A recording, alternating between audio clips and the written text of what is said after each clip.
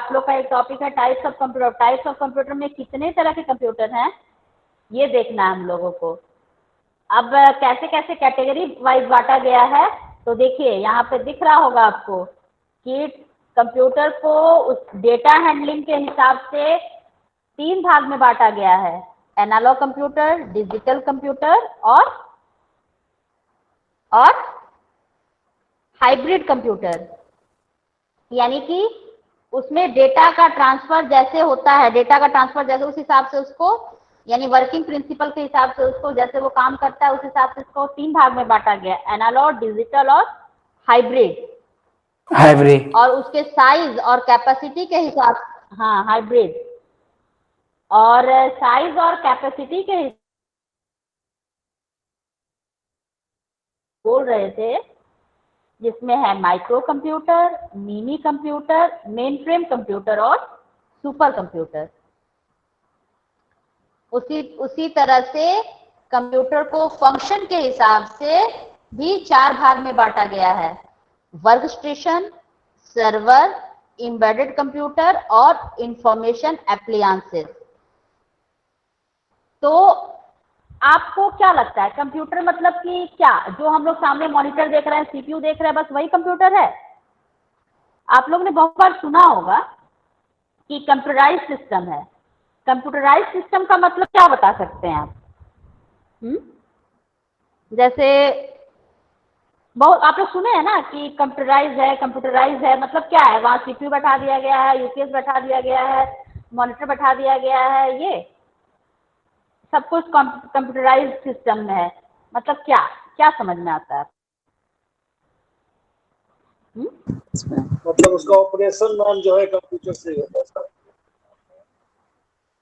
हाँ, operation computer से होता है ऐसे नहीं बोलेंगे उसको, मतलब उसमें जैसे आपको बताए थे हम कि प्रोग्राम हर किसी ने मतलब कि कैसे वर्क करना है, उसके पीछे कोई ना कोई प्रोग्राम दिया गया है, यानी इंस्ट्रक्शन दिया गया है कैसे काम करना है। जैसे कि अगर आप एक घड़ी लेते हैं जो डिजिटल वॉच है, डिजिटल वॉच जो है वो भी हम बोल सकते हैं कि वो कंप्यूटराइज बेस्ड है, यानी उसमें भी प्रोग्रामिंग तय किया गया है कि उसको कैसे वर्क करना है। आपके पास जो हम लोग जनरल सोच के रखिए, घर में जो वॉशिंग मशीन यूज करते हैं, जो ऑटोमेटिक या सेमी ऑटोमेटिक जो भी होता है, उसको भी कुछ फंक्शन उसके पीछे प्रोग्रामिंग करके किट में डाला गया है कि इतनी देर चलेगा, इतनी देर में बंद हो जाएगा। तो ये सब क्या है, ये सब भी कंप्यूटराइज बेस्ड है, यानी जो भी ऑटोमेटिक चीज का आप काम कर रहा है वो सारा मतलब कि उसी कैटेगरी के अंदर आएगा, कि कंप्यूटर की कैटेगरी के अंदर आएगा। हम लोग जब इसको पढ़ेंगे ना तो थोड़ा बहुत क्लियर होगा कि कैसे मतलब कि मतलब ये भी कंप्यूटर के अंदर आता है, हम लोग सोच भी नहीं सकते, और वो मतलब कि कंप्यूटर के अंदर आता है।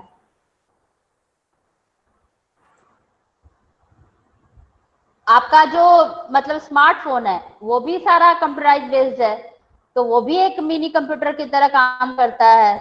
कोई भी चीज, आपका एक डिजिटल कैमरा, वो भी एक क्या बोलते हैं, सब उसमें सिस्टम ऑटोमेटिक है, जो भी है वो भी उसको भी बोल सकते हैं कि वो क्या बोलते हैं कंप्यूटराइज बेस्ड है।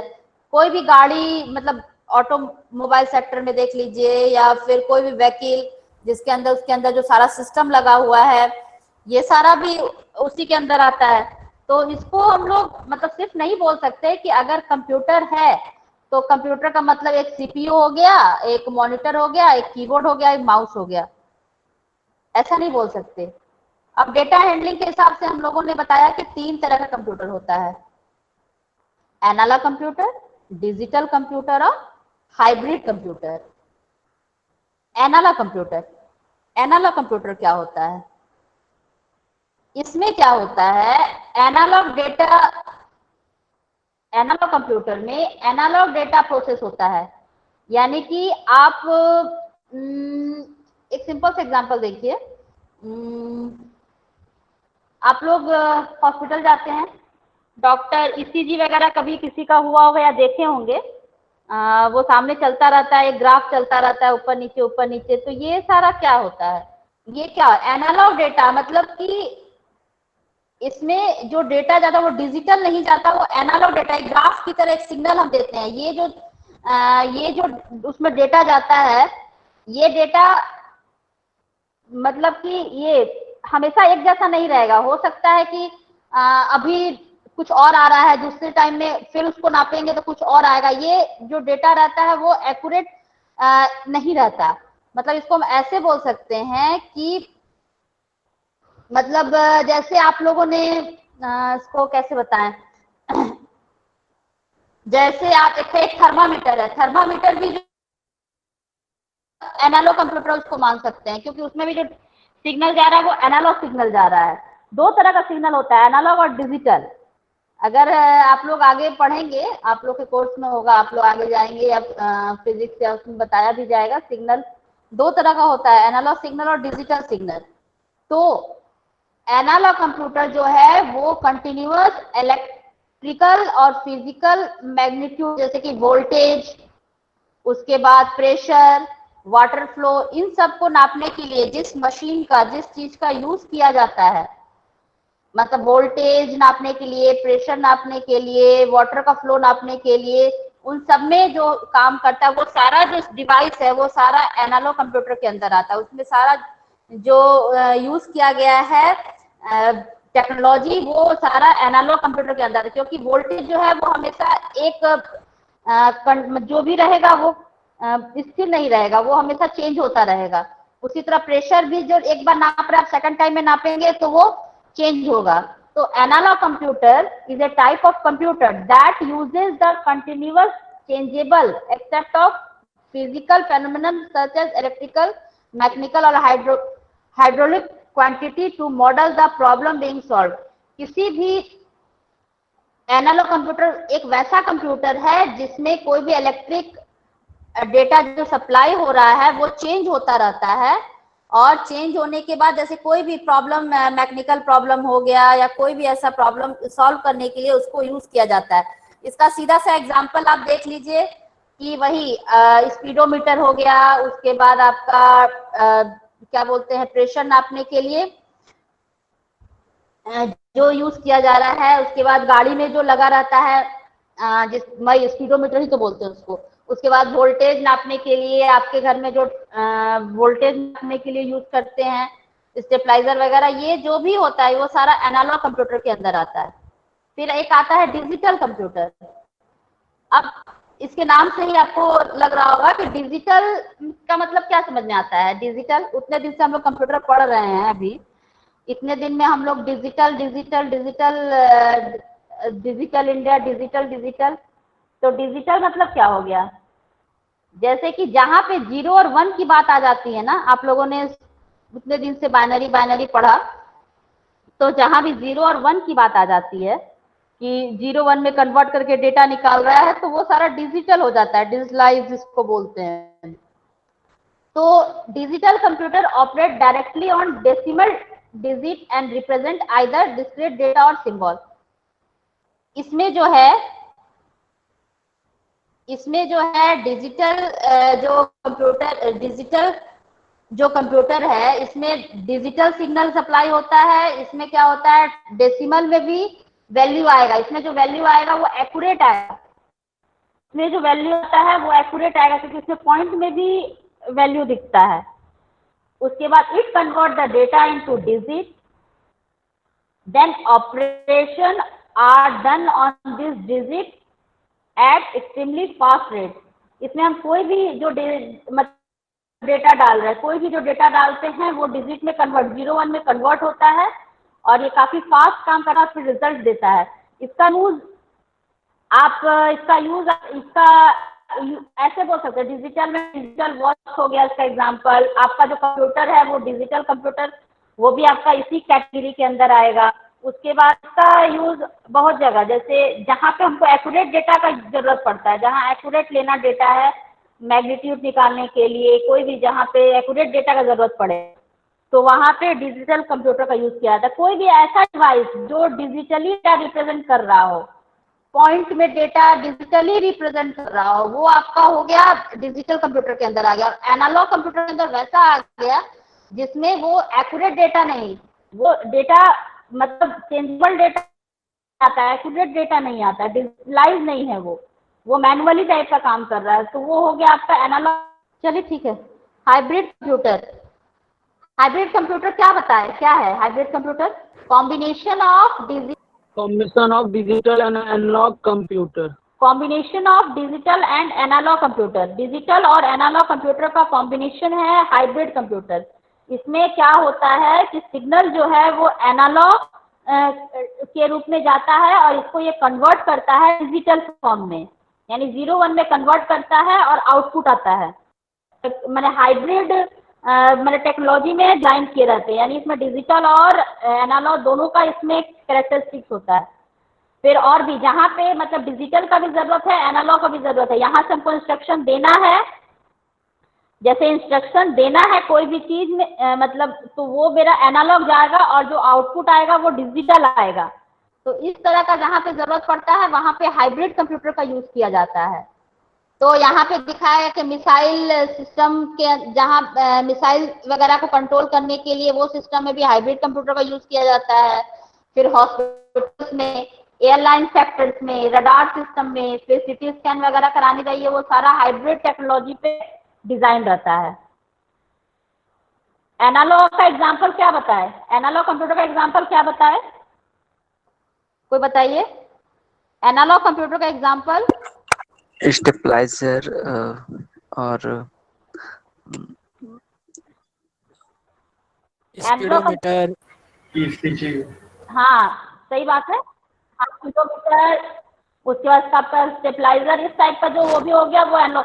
और डिजिटल का इस तरह का जो सिस्टम है हाइब्रिड वाले में, यहाँ पे एक्यूरेट चाहिए, यानी कि वहाँ पे छोटे छोटे सेकंड का भी ध्यान रखना, यानी मिसाइल अगर कहीं से छोड़ा जा रहा है तो वो वहाँ पे एकदम जरा सा भी चूक, यानी उस तरह में दोनों यहाँ से सिग्नल हम भेज रहे हैं उसको एनालॉग और वहाँ पे जो परफॉर्म कर रहा है वो डिजिटल फॉर्म में, यानी मिसाइल सिस्टम में, उसके बाद आप बोले एयरलाइन सिस्टम में, वहाँ पे एक एक चीज माने रखता है, यानी कि एरोप्लेन उड़ रही है उसको अगर सही सिग्नल सही डायरेक्शन नहीं मिलेगा तो वो क्रैश होने की संभावना है।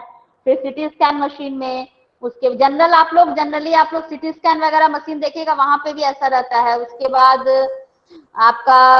उसके बाद साइंटिफिक लेबोरेटरी में जहाँ पे छोटे इस तरह का जरूरत पड़ता है छोटे छोटे चीज का, वहां पे हाइब्रिड कंप्यूटर का यूज किया जाता है। उसके बाद हम लोग आते हैं कि कंप्यूटर को हम लोग 4 भाग में बांटे हैं। कंप्यूटर को हम लोगों ने 4 भाग में बांटा है। उसमें किसके साइज और कैपेसिटी के हिसाब से कंप्यूटर को 4 भाग में बांटा गया है। कंप्यूटर को साइज और कैपेसिटी के हिसाब से हम लोगों ने 4 भाग में बांटा है, micro computer, mini computer, main frame computer और सुपर कंप्यूटर। अब यह है कि माइक्रो कंप्यूटर क्या है, माइक्रो कंप्यूटर में कैसा कंप्यूटर आता है। तो जो हमारा माइक्रो कंप्यूटर यानी कि पर्सनल कंप्यूटर, माइक्रो कंप्यूटर और पर्सनल कंप्यूटर सेम है। अब माइक्रो कंप्यूटर इसलिए इसको उसमें माइक्रो इसलिए बोलते हैं, उसमें माइक्रो प्रोसेसर का यूज किया जाता है। माइक्रो कंप्यूटर में माइक्रो प्रोसेसर का यूज किया है। जो हमारा पर्सनल कंप्यूटर है वो एक माइक्रो कंप्यूटर का ही एग्जांपल है। उसको जो हम यूज कर रहे हैं घर में, यानी लैपटॉप हो गया, जो भी हमारा टैबलेट हो गया, पर्सनल कंप्यूटर हो गया, वो सारा माइक्रो कंप्यूटर का ही एग्जांपल है, जो डेली यूज का हमारा कंप्यूटर है। तो micro computer is a computer whose CPU is a micro processor, यानी जिसमें माइक्रो प्रोसेसर लगा रहता है वो हो गया micro computer. Micro processor is a processor whose all component are on a single integrated circuit chip. इसका क्या मतलब आया, इसका क्या मतलब समझ में आया? माइक्रो प्रोसेसर एक ऐसा प्रोसेसर है जिसमें all components are on a single integrated circuit chip, जिसमें सारा कंपोनेंट जो होता है मतलब वो एक सर्किट में बिल्ड रहता है। माइक्रो प्रोसेसर, अगर कोई पूछे क्या समझ में आता है माइक्रो प्रोसेसर के बारे में, तो माइक्रो प्रोसेसर के बारे में ऐसे बोल सकते हैं कि ऐसा सर्किट जिसके अंदर सारा कंपोनेंट इनबिल्ड रहता है एक सर्किट के अंदर। सर्किट तो माइक्रो कंप्यूटर वैसा कंप्यूटर यानी है जिसमें माइक्रो प्रोसेसर लगा रहता है। माइक्रो कंप्यूटर में माइक्रो कंप्यूटर एक पर्सनल कंप्यूटर, जो हम पर्सनल कंप्यूटर यूज कर रहे हैं वो ऑल्सो एक माइक्रो कंप्यूटर है। तो पर्सनल कंप्यूटर में क्या क्या आता है? डेस्कटॉप आता है, लैपटॉप आता है, पामटॉप आता है, आपका नोटबुक आता है, डेली ये जो डिजिटल डायरी वगैरह है वो सारा माइक्रो कंप्यूटर का ही एग्जांपल है। माइक्रो कंप्यूटर के बाद हम लोग आते हैं मेन फ्रेम कंप्यूटर। जैसे ये बताया गया, ये जो हम लोग कंप्यूटर का टाइप पढ़ रहे हैं, ये जो हम लोग कंप्यूटर का टाइप पढ़ रहे हैं, ये टाइप हमारा ये जो माइक्रो, मेन फ्रेम या मिनी या सुपर, ये किस टाइप का कंप्यूटर है? किस टाइप का है ये? बेस्ड मतलब ऑन साइज एंड साइज और कैपेसिटी। कैपेसिटी के हाँ, आधार है। कैपेसिटी के हिसाब से। तो मेन फ्रेम कंप्यूटर क्या है? शुरू में जब कंप्यूटर को डिजाइन किया गया, तो वो जब मेन फ्रेम कंप्यूटर के रूप में वो आया था मार्केट में, तो वही बताइए, मेन फ्रेम जो कंप्यूटर है वो जो होता है वो बहुत साइज में बड़ा होता है।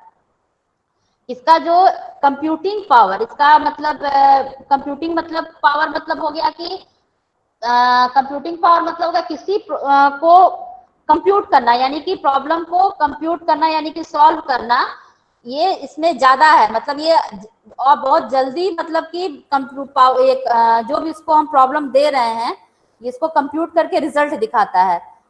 इसमें बहुत सारा a large number of peripheral can be attached to them। Peripheral यानी जो भी ऐसी डिवाइस जो हम इसको बाहर से अटैच कर रहे हैं, इसमें बहुत बड़ा बड़ा डिवाइस हम अटैच कर सकते थे इसमें। और they are generally use in large network of computer like satellite networking, airline. बाद में इसको रिप्लेस भी किया गया। अभी भी जैसे कि सैटेलाइट वगैरह में जहाँ पे लार्ज नेटवर्क सिस्टम का जरूरत पड़ता है, वहां पे मेन फ्रेम कंप्यूटर यूज किया जाता है। मेन फ्रेम यूज किया जाता है, सुपर यूज किया जाता है वर्किंग के हिसाब से कि मेरा वो एरिया, मेरा जो मान लो एयरलाइन सिस्टम है, वो कितना बड़ा एरिया कवर करेगा, या कितना बड़ा एरिया कवर करेगा, कितने बड़े में वो काम कर रहा है। तो वहां पे वो तय होता है कि मेन फ्रेम इंस्टॉल करना है, सुपर कंप्यूटर यूज करना है। तो जनरली आप ये वही, they are generally use common purpose के लिए, मेन पर्पज के लिए यूज नहीं किया जाता है इसको। तो ये जो है यूज किया जाता है सैटेलाइट वगैरह में, एयरलाइंस वगैरह सिस्टम में, इस तरह के कंप्यूटर में इस तरह का कंप्यूटर को मेन फ्रेम कंप्यूटर को यूज किया जाता है, जहां पे large number of information store करने की जरूरत पड़ती है। आप लोग ऐसे तो जनरली नहीं, लेकिन टीवी वगैरह में तो दिख ही जाता है ना, कि दिखता होगा बड़ा बड़ा कंप्यूटर है, ये है वो है, बड़ा बड़ा दिखता है। ये जो दिख रहा है सारा, देखिए है तो ये कंप्यूटर, और इसको कंट्रोल, इसके साथ मॉनिटर लगा हुआ है, फिर इसको कंट्रोल करने के लिए टीवी वगैरह में दिखा होगा ना, एयरलाइंस वगैरह सिस्टम में कैसे कंट्रोल होता है, टीवी वगैरह में देखते होंगे, यस नजर आया होगा ना टीवी पे। हाँ, टीवी पे दिखा होगा कि एयरलाइंस वगैरह कंट्रोल हो रहा है, या मूवी वगैरह में भी दिखता है कि कैसे वहां पे बड़ा बड़ा लगा रहता है कंट्रोल करने के लिए। वहां छोटी छोटी चीजों, छोटे छोटे सेकंड, मतलब नैनो सेकंड से भी कम, मतलब सेकंड का छोटा हो गया नैनो सेकंड से भी कम का मतलब ध्यान रखना पड़ता है। माइक्रो सेकंड, नैनो सेकंड, मिली सेकंड, मतलब इस तरह का वहां पे ध्यान रखना पड़ता है कि कोई चूक ना हो। तो वैसे जगह पे सैटेलाइट नेटवर्किंग हो गया, एयरलाइन सिस्टम हो गया, वहां पे इस तरह के कंप्यूटर को हम लोग यूज करते हैं। मिनी कंप्यूटर जो है वो मेन फ्रेम का छोटा रूप है। मेन फ्रेम जैसी ही क्वालिटी होती है इसमें, लेकिन ये मेन फ्रेम से छोटा होता है, मेन फ्रेम से सस्ता होता है, और क्या बोलते हैं, इसका भी यूज जैसे बड़े बड़े कंपनी में, मतलब कि जस्ट इसमें जो कैरेक्टरिस्टिक्स वगैरह होते हैं मेन फ्रेम के होते हैं, तो इसको यूज किया जाता है जैसे कोई ऐसा बिजनेस पर्पस हो, कोई ऐसा एजुकेशनल इंस्टीट्यूट हो, वहां पे सर्वर वगैरह कुछ ऐसा इंस्टॉल करना हो, तो उस जगह पे मतलब इस तरह से मिनी कंप्यूटर का यूज किया जाता है। उसके बाद आता है, मिनी कंप्यूटर के बाद आता है सुपर कंप्यूटर। सुपर नाम से पता चल रहा होगा, सुपर कंप्यूटर है ना। अभी तक हम लोग जनरली, आप लोग कहीं भी सर्च करेंगे, नेट पे सर्च कीजिए, आपको कंप्यूटर के टाइप में बहुत सारा कंफ्यूजन दिखेगा कि how many types of computer. तो हम लोगों ने 3 टाइप देखा यहाँ पे, एनालॉग, डिजिटल, हाइब्रिड। ये जो था हमारा किस टाइप का कंप्यूटर था? वर्किंग प्रिंसिपल के हिसाब से जैसे वो काम कर रहा है, यानी किस टाइप का कंप्यूटर था ये? डेटा कैसे हैंडल हो रहा है, डेटा हैंडलिंग के हिसाब से। फिर हम लोगों ने पढ़ा साइज और कैपेसिटी के हिसाब से। तो जैसे सुपर कंप्यूटर आप लोग को बता रहे हैं, तो सुपर कंप्यूटर जैसे नाम ही से समझ में आ रहा है कि इसका साइज भी बड़ा होगा और ये जनरल पर्पज पे तो यूज किया नहीं जाता होगा। सुपर कंप्यूटर साइज इसका काफी बड़ा होता है और इसका क्या बोलते हैं, इसमें इतनी कैपेबिलिटी, यानी इसको बोल रहे इतना, इसमें ये इतना कैपेबल है कि एक बार में 10,000 मिलियन, मतलब पर सेकंड 10,000 से भी ज्यादा मिलियन, 10,000 मिलियन पर सेकंड डेटा को ये एक्यूट कर सकता है, डेटा पे ये प्रोसेस कर सकता है, डेटा पे ये काम कर सकता है। और जनरल पर्पस के लिए इसको यूज नहीं किया जाता। इसका यूज बड़े बड़े वही ऐसे ही हम बोल सकते हैं कि जहाँ पे एटॉमिक न्यूक्लियर टेस्टिंग, वहाँ जहाँ एटॉमिक न्यूक्लियर सेंटर है वहाँ पे इसको लगाया जाता है, वहाँ यूज किया जाता है। उसके बाद नासा वगैरह में जैसे बोल सकते हैं स्पेस एक्सप्लोरेशन, जहाँ से हम लोग कंट्रोल करते हैं स्पेस वगैरह, तो उसके लिए न्यूक्लियर टेस्टिंग के लिए, वेदर फॉरकास्टिंग के लिए सुपर कंप्यूटर का, ये भी जितना भी जो वेदर फॉरकास्ट होता है ना कि बारिश होगी, थंडरिंग होगी, ये सारा जो होता है ये हर सब के लिए सुपर कंप्यूटर यूज किया गया है। सुपर कंप्यूटर से ये सारा चीज कंट्रोलिंग होता है। इंडिया का पहला सुपर कंप्यूटर था परम 8000, जिसको बनाया था विजय पी भटनागर ने। विजय पी भटनागर ने बनाया था पहला परम, मतलब सुपर कंप्यूटर ऑफ इंडिया परम 8000। अब ये हाल फिलहाल सुपर कंप्यूटर 2019 में प्रधानमंत्री ने जिसका उद्घाटन किया था, कोई बता पाएगा क्या क्या नाम था उसका? डिजिटल इंडिया के नाम पे उसको लॉन्च। हाँ ठीक है, तो हम बताए थे कि भारत का पहला सुपर कंप्यूटर है परम 8000। यहां तक आवाज आई थी ना? भारत का इंडिया का पहला कंप्यूटर है परम 8000। तो हमने ये भी पूछा था कि अभी हाल फिलहाल 2019 में प्रधानमंत्री जी ने एक सुपर कंप्यूटर का इनॉग्रेशन किया था इंडिया में, जो संपूर्ण स्वदेशी सुपर कंप्यूटर कहा जाता है। यानी उसका असेंबल वगैरह सब कुछ इंडिया में हुआ। कहाँ पे? BHU में, वाराणसी। उस कंप्यूटर का क्या नाम है? उस कंप्यूटर का क्या नाम है, किसी को आइडिया है? उस कंप्यूटर का नाम है परम शिवाय। परम शिवाय,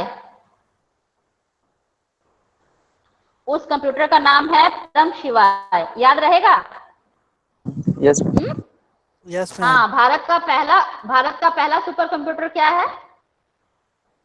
भारत का पहला सुपर कंप्यूटर, भारत का पहला सुपर कंप्यूटर परम शिवाय नहीं है, परम 8000। यस परम शिवाय, हाँ परम शिवाय का तो अभी 2019 में इनॉग्रेशन हुआ है सुपर कंप्यूटर का, हाल फिलहाल अक्टूबर में, लगभग 1 साल होने जा रहा है। उसका इनॉग्रेशन हुआ है यहाँ वाराणसी में। और जो ये वाला था, मतलब जो परम 8000, ये पुणे में वो किया गया था, इसका डिजाइन किया गया था। इसको बनाया था विजय पी भटकर ने। ठीक है, ये भी वैसा कंप्यूटर है, इसका यूज जहाँ पे न्यूक्लियर टेस्टिंग, उसके बाद वेदर फॉरकास्टिंग, यानी मौसम का पूर्वानुमान जहाँ पे जरूरत होती है वहां पे यूज किया जाता है। वेदर फॉरकास्टिंग के लिए यूज किया जाता है, इंडस्ट्रियल फंक्शन के लिए यूज किया जाता है, जहाँ पे इस तरह का काम हो रहा है वहां पे इसको मतलब यूज किया जाता है इस तरह के कंप्यूटर को। एक हमारा टॉपिक बचता है सब्ट्रैक्शन वाला, उसको हम लोग देख लेते हैं, नहीं तो वो छूट जाएगा। यहाँ पे कुछ और बचा है, चलिए इसको पूरा कर लेते हैं, छोड़िए। अगला आते हैं हम लोग बेस्ड ऑन फंक्शनलिटी। फंक्शन के हिसाब से कंप्यूटर को हम लोगों ने 4 भाग में बांटा है। कंप्यूटर का जो फंक्शन करने का तरीका है, फंक्शन करना, कैसे वो फंक्शन कर रहा है, उसको उस हिसाब से 4 भाग में बांटा है। पहला है work station. Work station a high speed performance computer system that is basically designed for a single user and has advanced graphing capability, large storage capability and a powerful microprocessor. ये भी वर्क स्टेशन कंप्यूटर जो है ना, नाम से तो लग रहा है ये भी जो है ऐसा कंप्यूटर है, ये भी सिंगल यूजर होता है, लेकिन एक ऐसा कंप्यूटर है जिसमें माइक्रो प्रोसेसर जो होता है काफी पावरफुल होता है। आपको पता है कि कंप्यूटर में सब कुछ है, सीपीयू यानी माइक्रो प्रोसेसर जो काम करता है, यानी अगर वो मेरा सही से काम कर रहा है तो मेरा, क्योंकि सारा काम जो भी उसमें कैलकुलेशन करना, स्टोर करना, सब काम सीपीयू का है। अगर वो सही से काम कर रहा है तो वो यानी कि कंप्यूटर मेरा सही है। तो वहां पे जो वर्क स्टेशन जो नाम दिया गया वैसा कंप्यूटर जिसमें हाई परफॉर्मेंस माने हाई बहुत पावरफुल माइक्रो प्रोसेसर लगा रहता है। इसमें मॉनिटर वगैरह जो होता है हाई ग्राफिक्स रिप्रेजेंट करता है। इसमें जैसे आप लोगों ने सुना होगा इसका ग्राफिक्स काफी, इसका एडवांस ग्राफिक्स का कंप्यूटर है, एडवांस ग्राफिक्स का कंप्यूटर है। आपने नाम सुना है जहाँ पे 3D एनिमेशन वगैरह डिजाइन किया जाता है? 3D एनिमेशन यानी कि जो भी एनिमेशन मूवी वगैरह बनती है ये होता है, वहां पे इस तरह के कंप्यूटर को जरूरत पड़ता है। जहाँ पे फिर जैसे ऐसे बोल सकते हैं जहाँ पे रिकॉर्डिंग स्टूडियो होता है, वहां पे भी इस तरह के कंप्यूटर का जरूरत पड़ता है। वहां पे मतलब क्योंकि वहां पे हाई ग्राफिक्स चाहिए, पावरफुल माइक्रो प्रोसेसर चाहिए जो उस पर काम कर सके, वैसा कंप्यूटर होता है वर्क स्टेशन कंप्यूटर।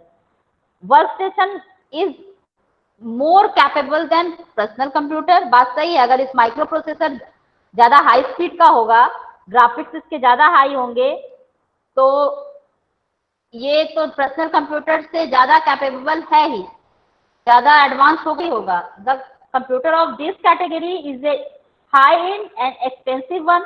अब ये बात तो है कि अगर इसमें हर कुछ ज्यादा हाई लगा हुआ है तो एक्सपेंसिव भी होगा और ज्यादा हाई रेंज का होगा, और it is generally made for complex work purpose. बताए तो आपको कि जहाँ पे उस तरह का काम होता है, जनरल पर्पस नहीं, जहाँ पे साउंड रिकॉर्डिंग हो रही है, स्टूडियो है, फिर वही आपका जहाँ एनिमेशन वगैरह डिजाइन किया जा रहा है, जहाँ पे गेम सेंटर बना हुआ है, उस जगह पे आपने बहुत बार सुना होगा कि वर्क सेंटर, वर्क स्टेशन है, गेमिंग वर्क स्टेशन है, सुना है कभी इस टाइप का?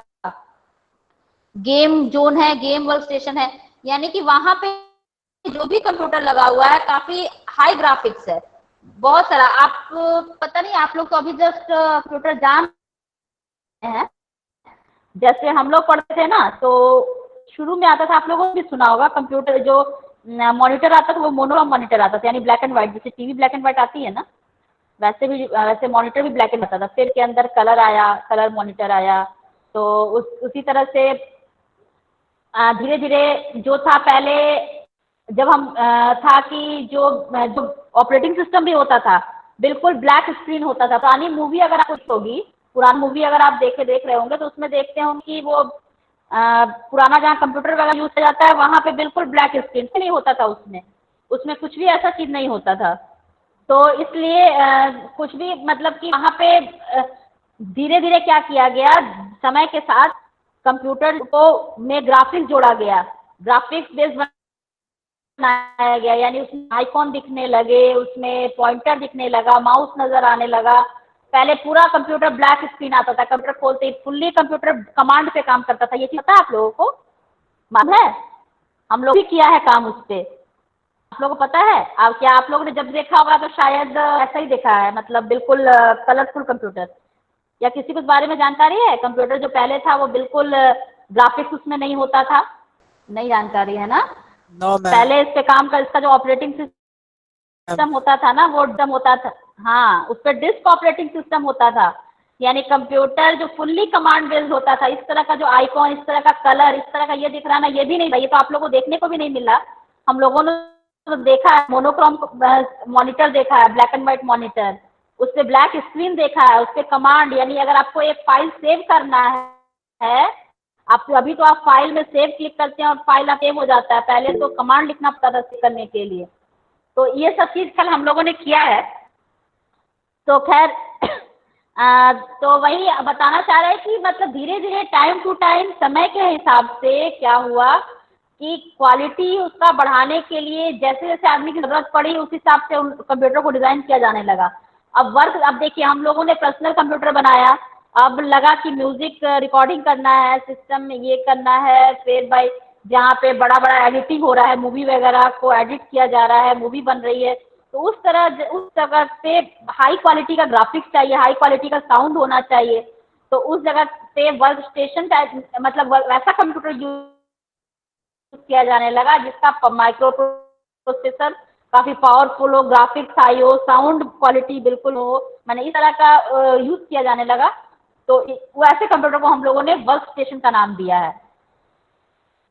तो आप लोगों को बताया ना, इस तरह का कंप्यूटर का यूज जनरली वहीं पे, आप कहीं भी 3D एनिमेशन का काम होता हो वहाँ पे ऐसा हाई क्वालिटी कंप्यूटर मिलेगा, जहाँ पे रिकॉर्डिंग स्टूडियो हो इस तरह से हाई क्वालिटी का मिलेगा।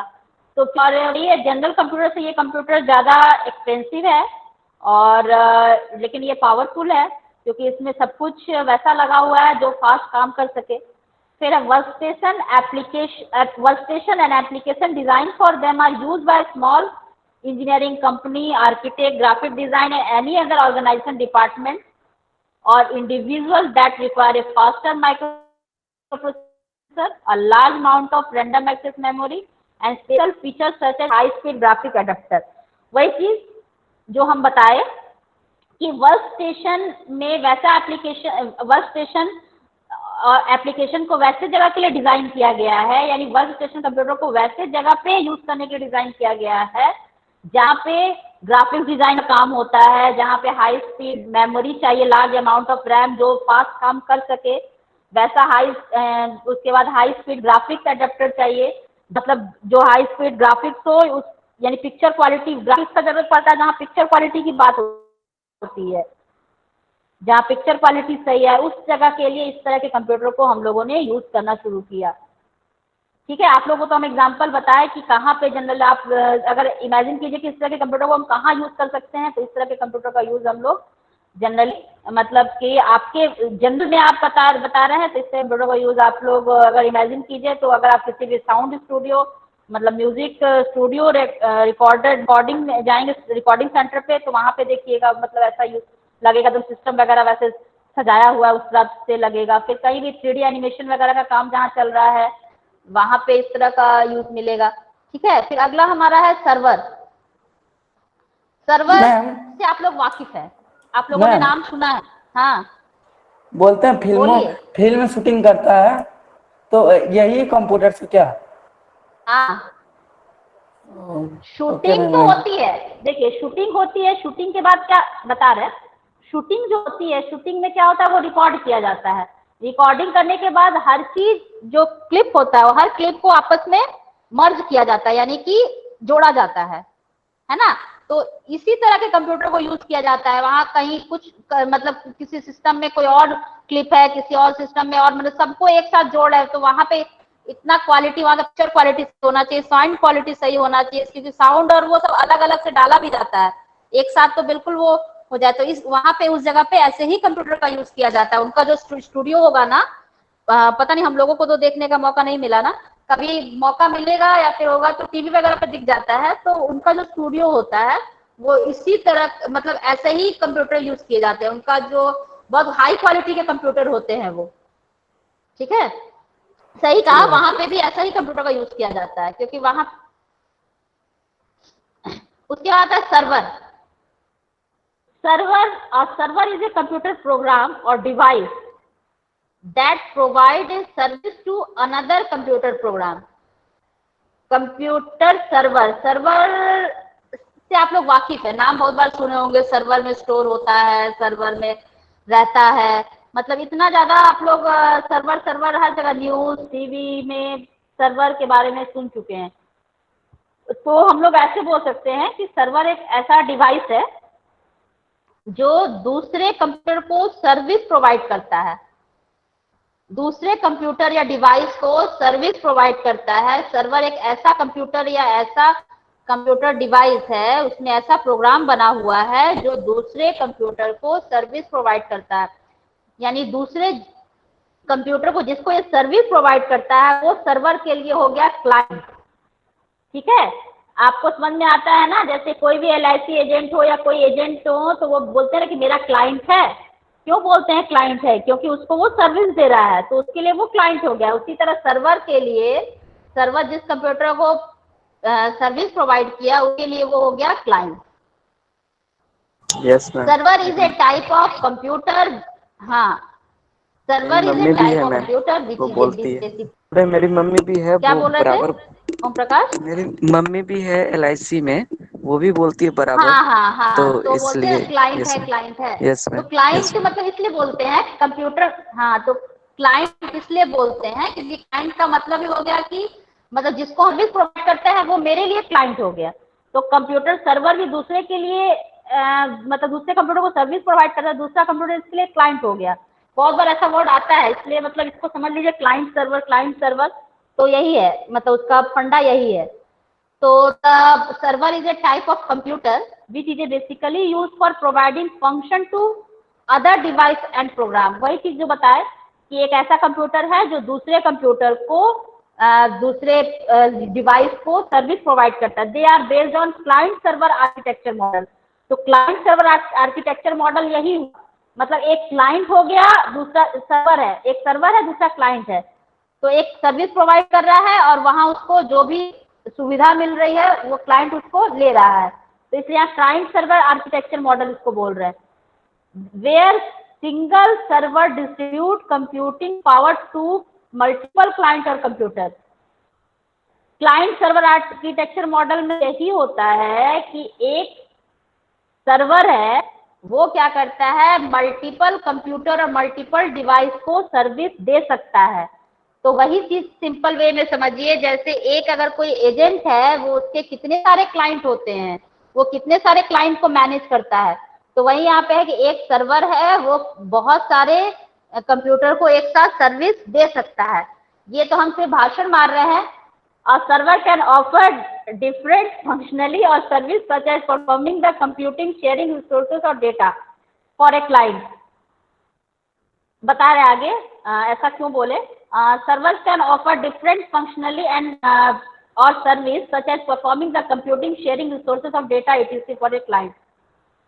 सर्वर जो है अपने दूसरे कंप्यूटर के लिए वही डेटा कंप्यूट करता है, परफॉर्म करता है, रिसोर्स शेयर करता है। मतलब है कि ये दूसरे कंप्यूटर को सर्विस प्रोवाइड करता है। हम अभी तक बोले कि सिर्फ हम भाषण मार रहे हैं कि अब तक आप लोग कितना समझ में आया, इसलिए बोले कि सर्वर का मतलब सीधा सा वही है कि आप जान लीजिए कि हम यहाँ से बैठ रहे हैं। अगर हम नेटवर्क सर्वर की बात करें, अगर हम मेल सर्वर की बात करें, हम यहाँ से बैठे हैं। बहुत सारा सर्वर होता है, फाइल सर्वर होता है, मेल, व्हाट्सएप का भी सर्वर है। आप लोगों ने पता नहीं टीवी देखा या नहीं देखा है, शायद परसों DNA आ रहा था। DNA पे काफी क्लियर किया गया था कि आपका डेटा कहाँ तक सुरक्षित है और क्या है। यस मैम, देख रहे थे। तो वही चीज है कि बहुत, हाँ देखे होंगे ना, कुछ समझ में भी आया होगा जितना हम बताए होंगे शायद। यस मैम, बहुत उसमें भी सारा। काफी भाषण मारा सुधीर चौधरी ने। हाँ, बताया था कि जैसे आत्मा अजर अमर होती है वैसे आपका डेटा अजर अमर है। Yes ma'am. आपका डेटा कभी लॉस नहीं होता। कभी क्यों लॉस नहीं होता? क्योंकि वो सर्वर में स्टोर हो गया है। यही है ना, यही बता रहे थे ना वो।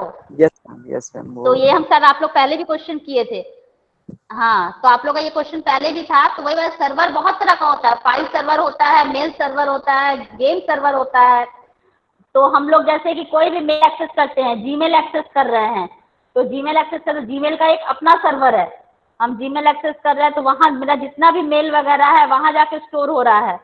तो एक मेरा जो मेल है वो आइडेंटिफाई है कि हम हैं। अगर हम मीनू तिवारी हैं तो मेरे नाम का एक जगह सर्वर में है जहाँ पे सारा स्टोर हो रहा है। जब हम बैकअप लेते हैं या करते हैं तो वहां से हमको सारा कुछ मिल जाता है जो हम डिलीट कर चुके हैं वर्षों पहले, वो भी आ जाता है।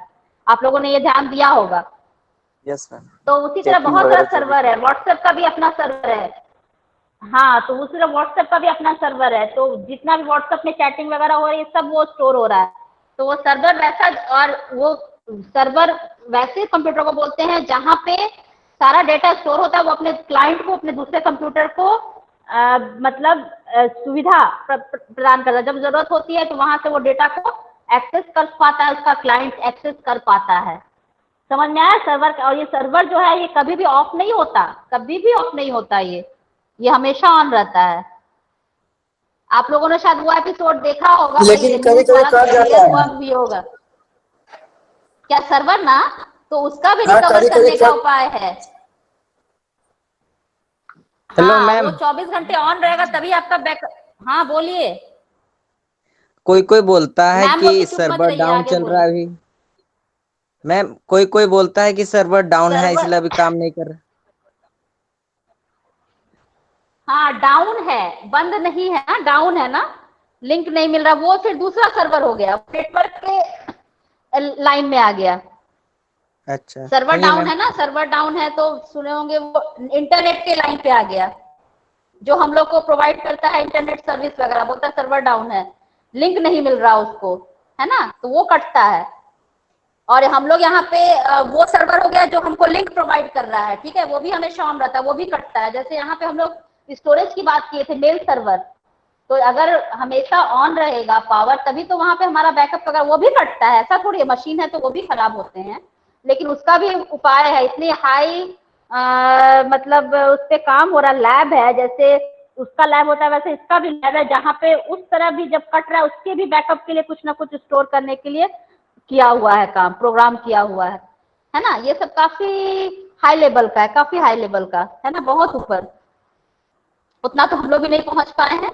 लेकिन हाँ, आप जो बोले सर्वर डाउन चल रहा है, लिंक डाउन, जो सर्वर डाउन है तो उसका वही मतलब होता है, वो हम लोग को लिंक प्रोवाइड करता है, जो नेट प्रोवाइड करता है वो लिंक, वो सर्वर डाउन चल रहा है, वो वहां पे हर का अलग अलग सर्वर होता है।